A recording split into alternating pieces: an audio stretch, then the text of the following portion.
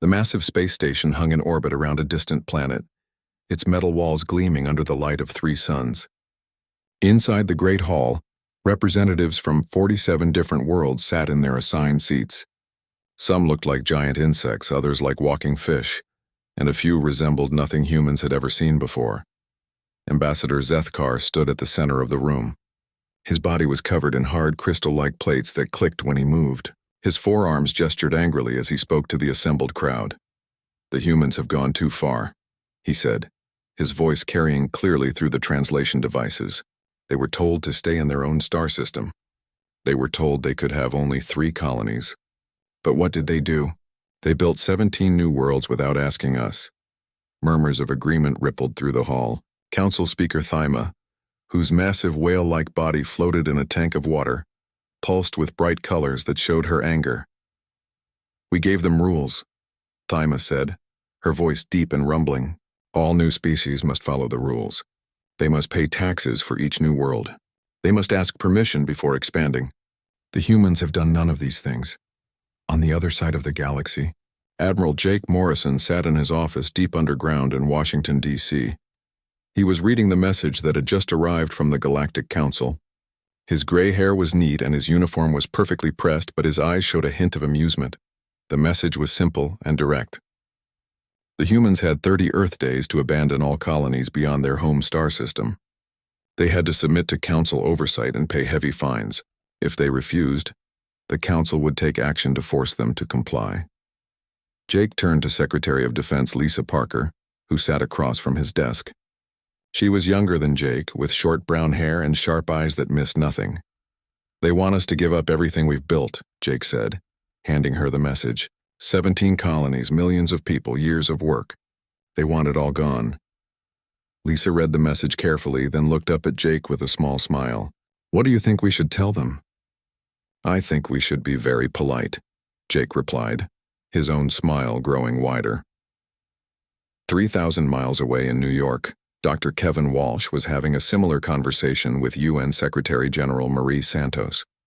Kevin was Earth's top expert on alien behavior and psychology. He had spent the last 3 years studying every piece of information they had about the Council species. "They don't understand us at all," Kevin told Marie as they stood looking out at the city's skyline. "They think we're just another weak species that will surrender when threatened. They've done this to dozens of other civilizations." Marie nodded thoughtfully. She was a diplomat by training and had spent years learning how to negotiate with difficult people. But this situation was unlike anything she had ever faced. "What makes them so confident?" she asked. Kevin pulled out a tablet and showed her detailed files on each Council species. "Every other species they've encountered follows predictable patterns. When threatened, they either fight desperately and lose, or they surrender immediately. The Council has never met a species like humanity. What makes us different? We don't follow their patterns," Kevin explained. "We don't panic when threatened, but we also don't give up easily. We plan, we prepare, and we adapt. Most importantly, we cooperate with each other in ways they've never seen." Back at the Pentagon, more military leaders were gathering in the secure conference room. General Patricia Hayes, head of Space Command, was reviewing intelligence reports from human colonies throughout the galaxy. "Our people are ready," she told the assembled group. "Every colony has been preparing for this possibility since we first made contact with the Council 3 years ago." Colonel Ryan Mitchell, who ran Earth's Deep Space Monitoring Network, added his own report. "We've been watching their ship movements for months. They have superior numbers, but their technology isn't as advanced as they think it is." "How can you be sure?" asked General William Ford. Ryan smiled. "Because we've been studying everything they've given us and we've been making improvements. Our engineers are very good at taking existing technology and making it better." Meanwhile, on the Council station, the debate continued. Representative Korth of the Machine Collective spoke in electronic tones. "Perhaps we should reconsider. The humans have shown remarkable adaptability. Their expansion has been faster than any species in recorded history." Zethkar's crystals clicked angrily.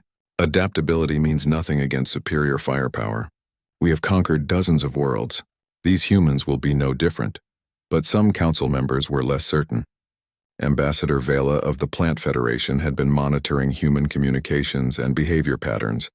"There is something unusual about their response," she said, her voice like rustling leaves. When we delivered the ultimatum, they did not react with fear or anger. Their leaders actually seemed pleased. Pleased? Thyma asked, her colors shifting to show confusion. Their biological signs showed amusement rather than stress. It is most unusual behavior for a species facing extinction. Back on Earth, preparations were being made across the planet and throughout human space. In hidden facilities around the world, scientists and engineers worked on projects that had been classified at the highest levels. Dr. Rachel Morgan stood in one such facility, deep beneath the Rocky Mountains. Around her, teams of researchers worked on technologies that combined human innovation with alien science. "How long until we're ready?" asked her assistant, Dr. Paul Thompson. "We've been ready for 6 months," Rachel replied. "We're just waiting for them to make their move." The response to the Council's ultimatum was prepared jointly by the United Nations, the Earth Defense Force, and representatives from all 17 human colonies. It was written in the most polite language possible, but its meaning was crystal clear. The message was delivered by Captain Sam Rodriguez, commander of the diplomatic vessel HFY Harmony. Sam was chosen specifically for his calm demeanor and genuine smile that seemed to put everyone at ease. As the Harmony approached the Council station, alien sensors scanned it carefully. They found what appeared to be a standard human diplomatic vessel, lightly armed and designed for comfort rather than combat. They had no idea how wrong they were. Sam stepped off his ship onto the Council station with a broad smile and a friendly greeting for everyone he met. His diplomatic team followed behind him, all of them showing the same confident, friendly attitude. The aliens expected groveling or defiance. Instead, they got something they had never encountered before: humans being genuinely polite while completely refusing to back down. The stage was set for a confrontation that would change the galaxy forever. The HFY Harmony docked at the Council station with a gentle bump. Captain Sam Rodriguez straightened his dress uniform and checked his reflection one last time. Behind him, his diplomatic team prepared their documents and recording equipment. "Remember, everyone," Sam said to his team, "we're here to be as polite and friendly as possible. No matter what they say or do, we smile and stay calm." The airlock opened and Sam stepped onto the station. A group of alien officials waited to greet them. The lead alien looked like a tall, thin bird with blue feathers and sharp eyes. "Welcome to Council Station Alpha," the bird alien said through his translator. "I am Port Administrator Kiex. We were not expecting humans to arrive so soon." Sam's smile was warm and genuine. "Thank you so much for having us, Administrator Kiex. We're honored to be here." The Council's invitation was very kind. Kiex looked confused. The humans were supposed to be here to surrender, not to thank the Council for inviting them. Their behavior was not matching any known pattern for defeated species. As they walked through the station corridors, Sam and his team looked around with obvious interest and curiosity. They asked polite questions about the architecture and thanked their guides for every piece of information. "Your station is really impressive," Sam told one of the guides, a creature that looked like a walking tree. "The engineering must have been incredibly complex. We'd love to learn more about how you built something this large." The tree alien, whose name was Groveth, found himself actually enjoying the conversation. Most species that came to the station were either frightened or angry. These humans seemed genuinely interested in learning about alien culture and technology. In the council chambers, the full assembly had gathered to hear the human response to their ultimatum. The Great Hall was packed with representatives from every major civilization in the galaxy. Secretary General Marie Santos walked to the speaker's platform with confident steps. She was wearing her best diplomatic uniform, and her expression was calm and friendly. Behind her, the human delegation took their seats. "Honored representatives of the Galactic Council," Marie began, her voice carrying clearly throughout the hall, "we want to thank you for this opportunity to address your concerns about human expansion." She paused to look around the room, making eye contact with as many representatives as possible. "We understand that our rapid growth has raised questions about our intentions. We want to assure you that humanity comes in peace." Sethkar rose from his seat, his crystal plates clicking impatiently. "Enough pleasantries, human. You were given a clear ultimatum. Will you comply with the Council's demands or not?" Marie's smile never wavered. "Ambassador Zethkar, we appreciate your directness. After careful consideration by all human governments and colonies, I'm afraid we must respectfully decline your ultimatum." The hall erupted in shocked murmurs. Several aliens began talking at once, their translation devices creating a chaos of overlapping voices.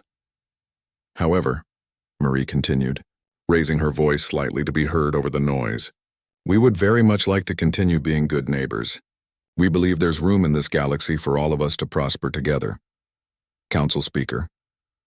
Thyma's colors shifted to angry red patterns. You cannot simply refuse the Council's authority. There will be consequences for your defiance.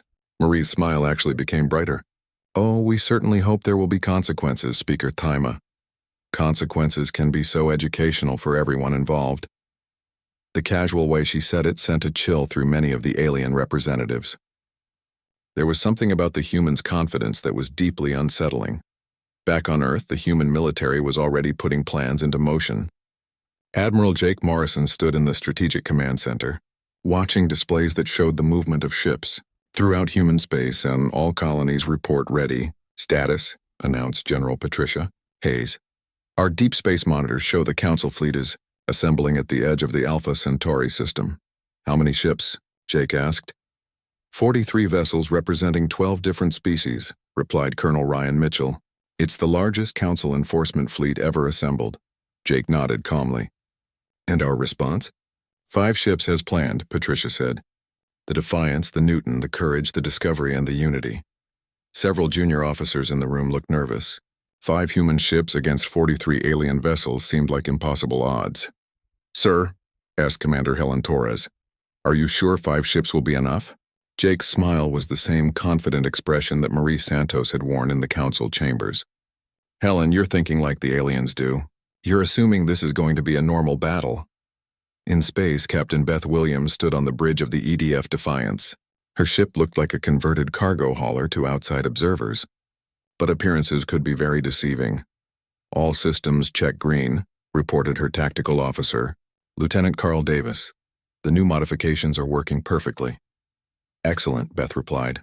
Remember, people, we're not here to destroy anything. We're here to educate our alien friends about human capabilities. At the same time, Dr. Amy Foster was making final preparations aboard the EDF Newton. Her ship was designed to look like a research vessel, which was partially true. But the research equipment had been modified in ways that would surprise the aliens. Nanoswarm deployment systems are ready, she told her team. Remember, the goal is to disable, not destroy. We want their ships intact so they can study what we did to them. On the Council station, Captain Sam Rodriguez was having dinner with several alien diplomats. The conversation was friendly and relaxed. Despite the growing tension over the human refusal to surrender, Sam asked Ambassador Cretal of the Tentacled Federation, why do your people seem so calm about this situation? Do you not understand the consequences of defying the Council? Sam took a sip of his drink and considered the question carefully. Well, Cretal, I think it's because we're not really angry at any of you. Confused, maybe. A little disappointed, but not angry. Disappointed? Asked another alien at the table. Yes, Sam replied. We had hoped that when we met other intelligent species, we could all work together as equals. Instead, we found a system where the strong tell the weak what to do. That's not really how humans like to do things.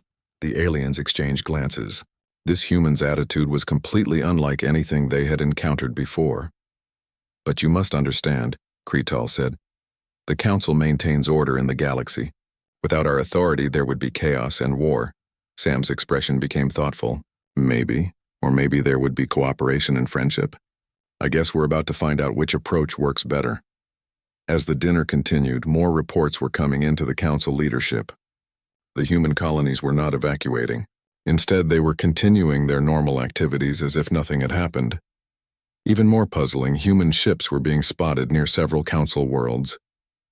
Not threatening or attacking, just observing. Ambassador Zethkar studied the reports with growing unease.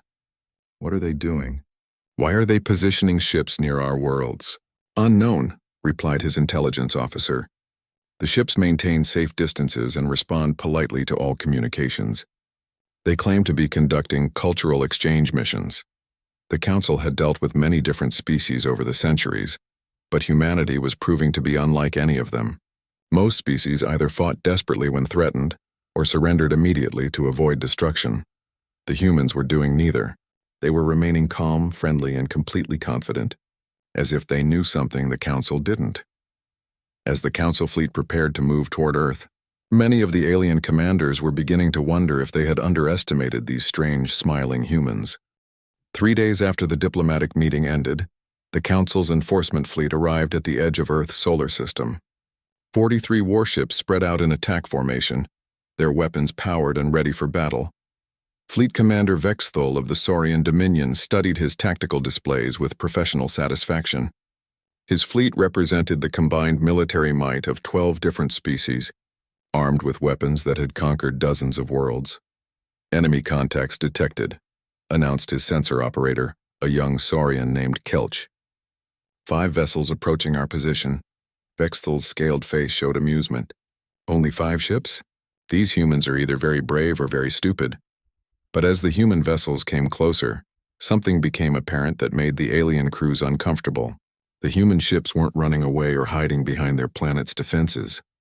Instead, they were approaching directly, and they seemed to be playing music.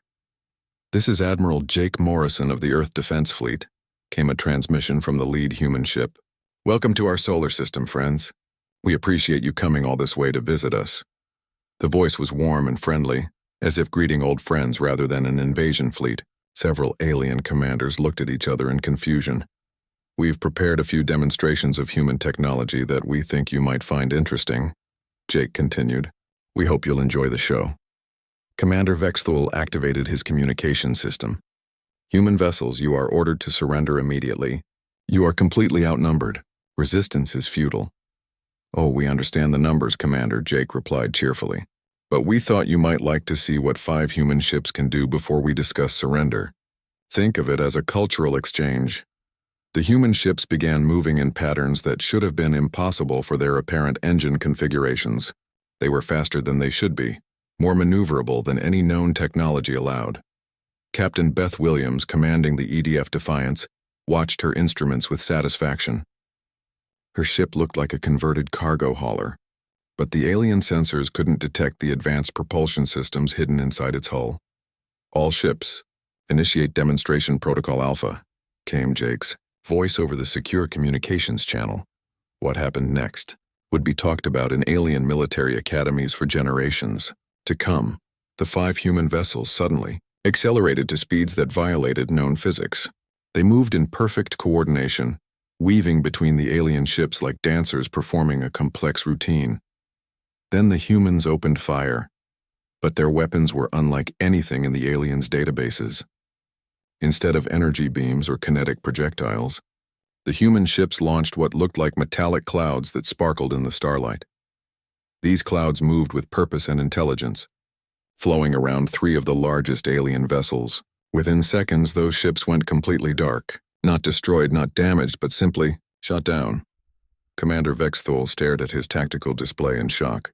"What kind of weapon is this? Report." His communications officer was frantically working at his station. "Sir, the affected vessels are not responding. They appear to be completely disabled." "Disabled how?" "Unknown, sir. Their hulls are intact, but all power systems appear to be offline." Dr. Amy Foster, aboard the EDF Newton, monitored the alien communications with quiet satisfaction. Her nanoswarm technology was working even better than the computer simulations had predicted. The microscopic machines had infiltrated the alien ship systems, mapping their technology and demonstrating humanity's ability to disable, rather than destroy. Each tiny robot was smaller than a grain of sand, but working together in billions, they could take control of entire starships. "They're trying to understand how we did it," Amy reported to Admiral Morrison. "Their communications are full of confusion, and what I can only describe as fear." Jake Morrison's voice carried across the human fleet channels, still maintaining that same friendly, almost cheerful tone. "This concludes our first demonstration, friends. We hope our galactic neighbors found it educational." The remaining alien ships hung in space, unsure of what to do next.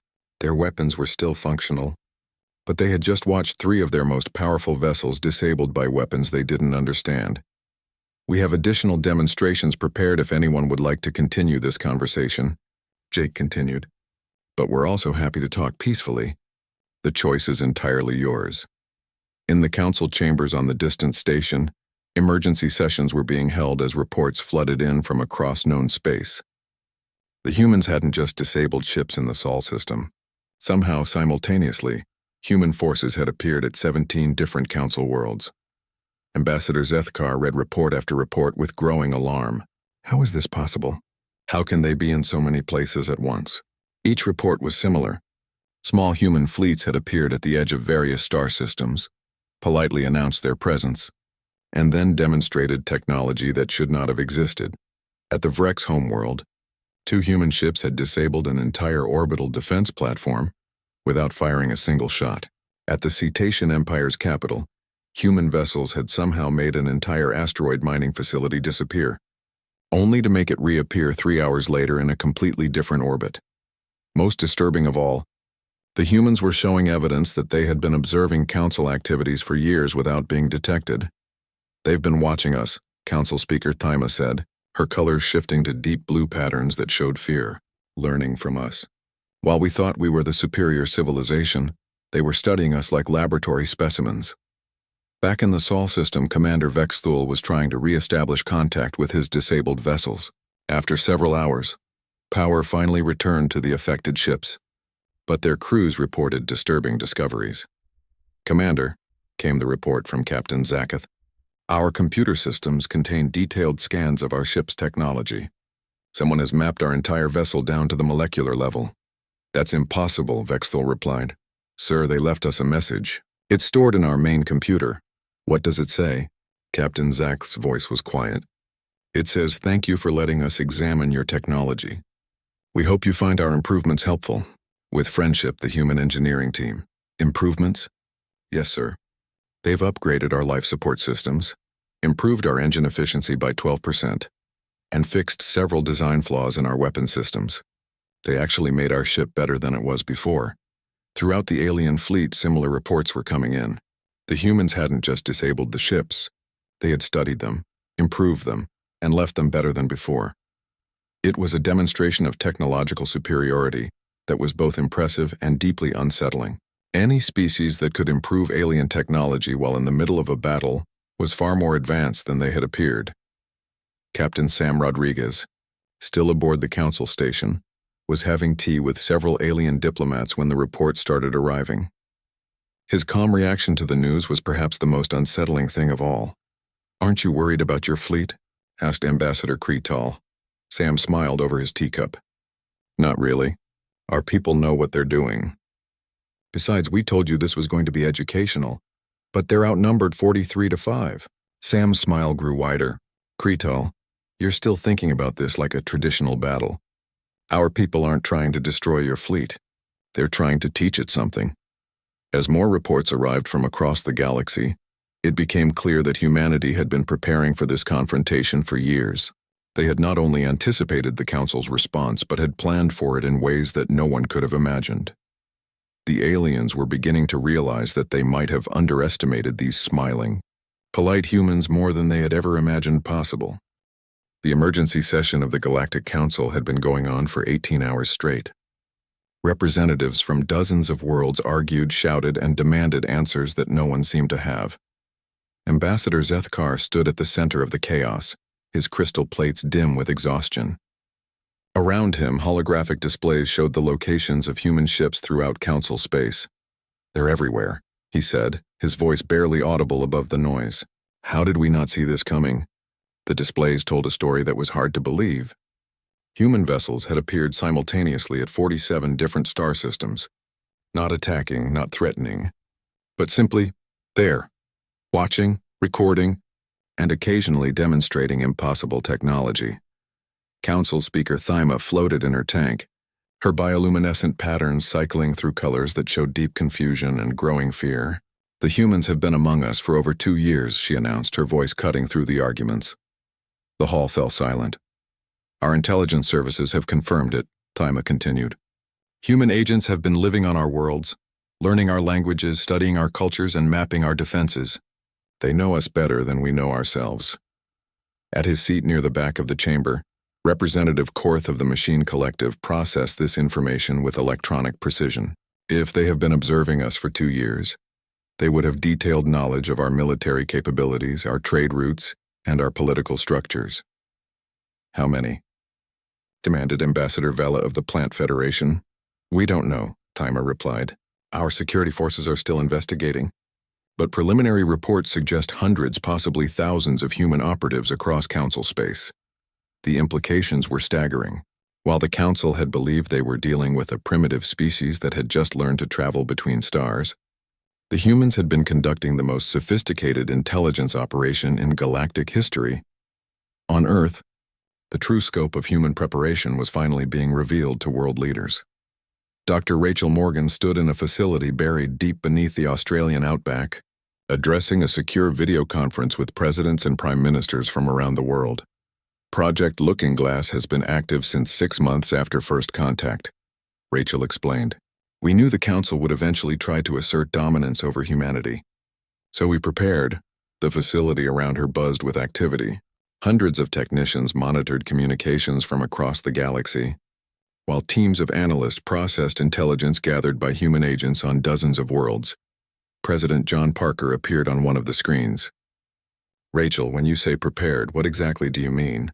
Rachel's smile was the same confident expression that seemed to be standard among humans these days. We've been learning everything we could about Council technology and society. Our people have been living among the aliens, not as spies, but as exchange students, traders, and tourists. Exchange students? Asked Prime Minister Catherine Lee. The Council species are remarkably trusting once they accept you as harmless, Rachel explained. Our people volunteered to live on alien worlds, learn their languages, and study their cultures. The aliens thought they were doing us a favor by teaching primitive humans about advanced civilization. Secretary of Defense Lisa Parker, who was physically present in the facility, added her own perspective. What they didn't realize is that humans are very good at learning and improving on existing ideas. On the main display, intelligence reports showed the extent of human infiltration. Human-run businesses operated on 17 different worlds.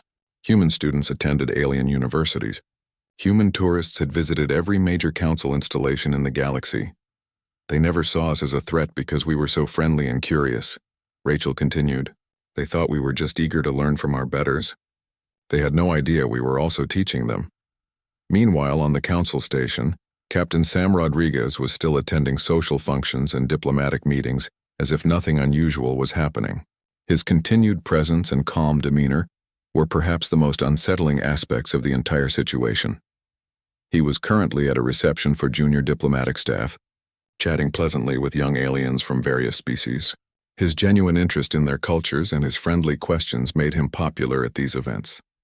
Sam asked a young tentacled Federation diplomat named Vrila, "How can you be so calm when your species is at war with the Council?" Sam looked surprised. War? Who said anything about war? We're just having a disagreement with your leadership about how galactic civilization should work. But there are human ships threatening our worlds. Threatening? Sam seemed genuinely confused. From what I hear, our ships are being very polite. They're introducing themselves, sharing information about human culture, and occasionally demonstrating our technology. That doesn't sound threatening to me. Another young diplomat, this one from the Machine Collective, spoke up. But they're showing military capabilities that we didn't know existed. Sam nodded thoughtfully. True, we haven't shared all of our technology with the Council yet. We thought it would be better to demonstrate it gradually, so we don't overwhelm anyone. His casual admission that humanity had been deliberately concealing their capabilities sent chills through the young aliens. In the main Council chambers, the debate had shifted from outrage to something approaching panic. More reports were arriving every hour, each one revealing another aspect of human preparation that no one had suspected. They've been modifying our technology, announced Intelligence Chief Mordock of the Insectoid Hive. Every piece of equipment we've shared with them has been studied, reverse-engineered, and improved. Improved how? Asked Zethkar. The FTL communication array we gave them for diplomatic purposes now has a range 3 times greater than our best systems. The medical equipment we provided for their embassy staff has been enhanced to treat diseases we didn't know existed.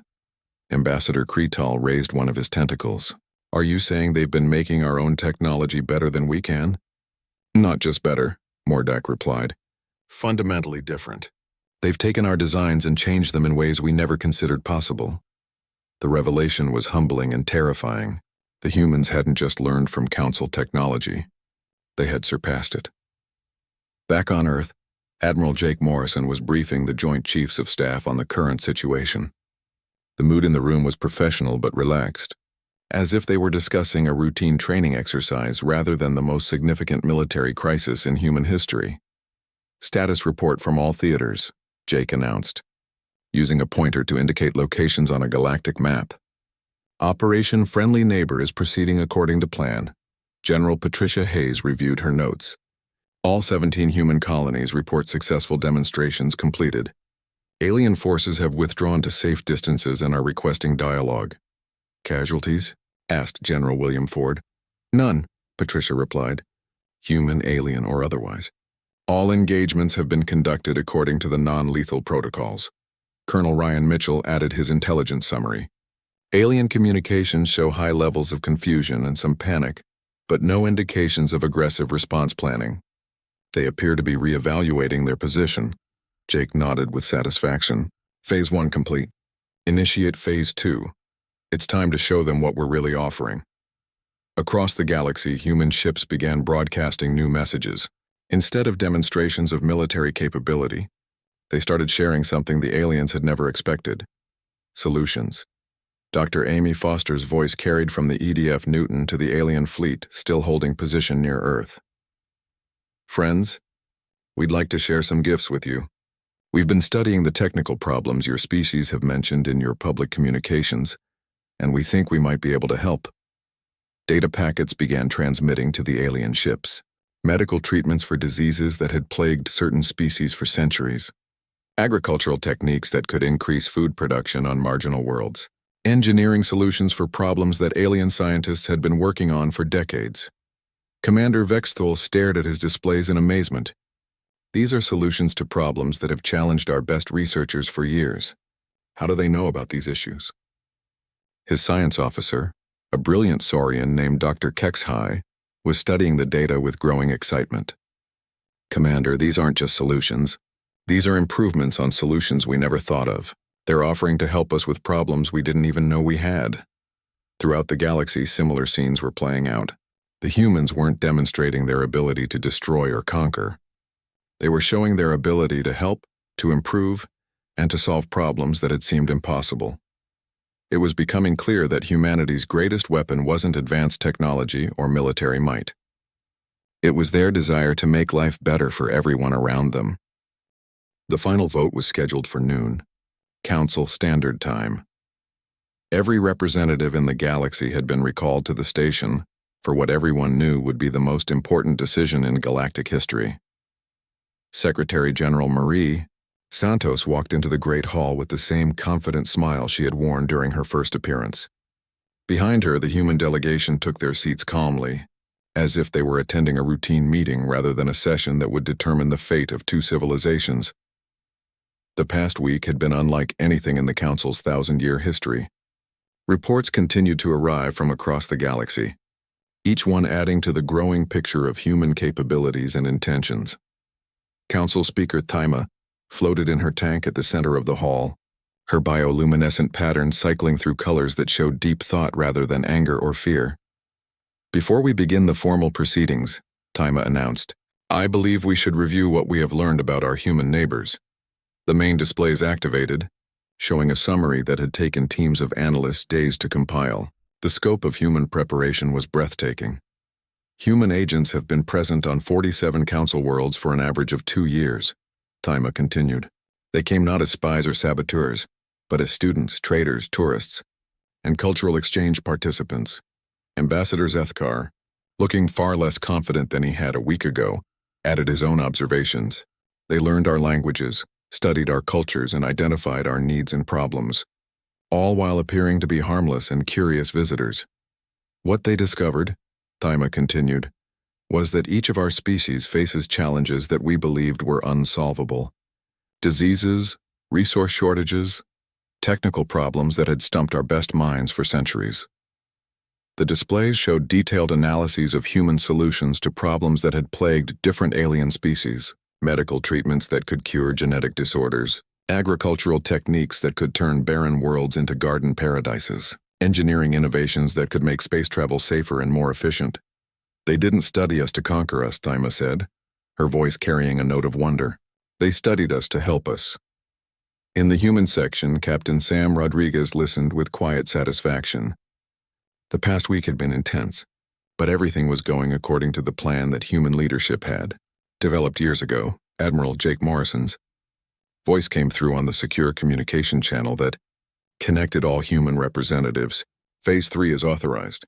Time to show them the big picture. Marie Santos rose from her seat and approached the speaker's platform. The hall fell silent as she took her position.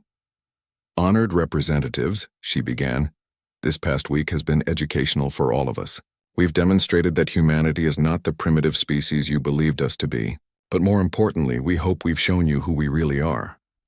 She gestured to the displays, which now showed not military capabilities, but something far more impressive. Charts and graphs detailed the improvements that human innovation could bring to every aspect of galactic civilization. We are not conquerors, Marie continued. We are not destroyers. We are explorers, learners, and builders. We've spent 3 years preparing not to defeat you, but to join you as equals. The displays changed to show detailed proposals for technological cooperation, resource sharing, and joint exploration projects. Each proposal was specifically designed to benefit the species it addressed. For the Vrex hegemony, Marie said, looking directly at Ambassador Zethkar, we offer crystal growing techniques that could increase your population's lifespan by 30%. Zethkar's plates clicked in surprise. Extended lifespan was something his people had dreamed of for millennia. For the Cetacean Empire, we have developed atmospheric processors that could terraform 12 of your candidate worlds in half. The time your current technology requires, Speaker. Thyma's colors shifted to patterns that showed intense interest. New worlds for her people was worth more than any military victory. Marie continued around the room, addressing each species' greatest needs and offering human solutions. Agricultural improvements for the Plant Federation, advanced computing systems for the Machine Collective, medical advances for species that had been fighting losing battles against genetic diseases. We studied you not to exploit your weaknesses, but to understand your strengths and needs. This is what humans do. We solve problems, we build things, and we make life better for everyone around us.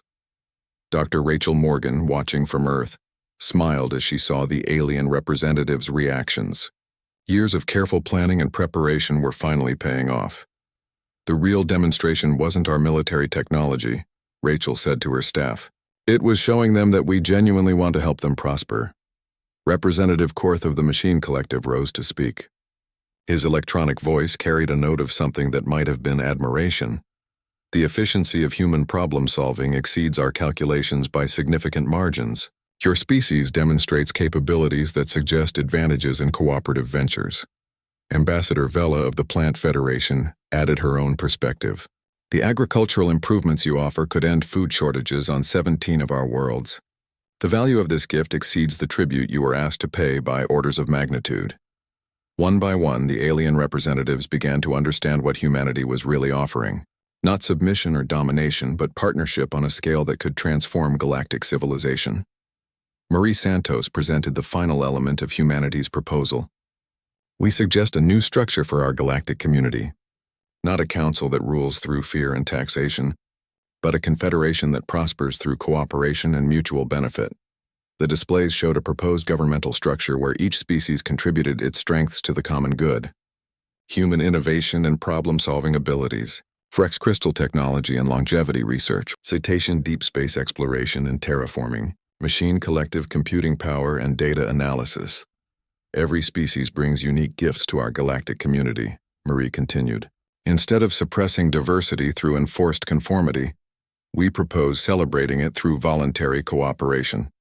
The proposal was elegant in its simplicity. Each species would maintain complete autonomy over their own worlds and decisions, but would have the option to participate in joint projects that benefited everyone. Council Speaker Thyma's colors shifted to the deep blue patterns that indicated deep thought. The humans proposed to transform the nature of galactic civilization itself. Yes, Marie replied simply. We believe there's a better way for intelligent species to interact than the current system of dominance and submission. The vote, when it came, was unanimous, not because of fear, but because the evidence was overwhelming that humanity's approach offered benefits that no one had ever imagined possible. 6 months later, Captain Beth Williams commanded the joint exploration vessel GCV Discovery as it pushed into previously unexplored regions of space. Her crew was half human, half alien, and they worked together with an efficiency that amazed observers from both civilizations. The former Galactic Council was now the Galactic Confederation, with Earth serving as the diplomatic capital not through conquest, but because humans had proven uniquely capable of understanding and mediating between different species. Trade flowed freely between worlds. Scientific discoveries were shared rather than hoarded. Most importantly, the threat of war between species became a thing of the past as everyone realized they had more to gain through cooperation than conflict. On his flagship, Admiral Jake Morrison reviewed reports from across human space. Every colony was prospering. Every human world was contributing to the greater galactic community, and humanity's dream of peaceful coexistence among the stars had become reality. "Status report?" asked General Patricia Hayes during their weekly briefing. "Better than we ever hoped," Jake replied. "The aliens are starting to smile too." And throughout known space, when alien children asked their parents about the day the humans arrived, they were told the story of how a species that looked weak and primitive taught an entire galaxy what true strength really meant. The humans had smiled, been polite, and changed everything simply by being themselves. The galaxy would never be the same again. And everyone agreed that was a very good thing.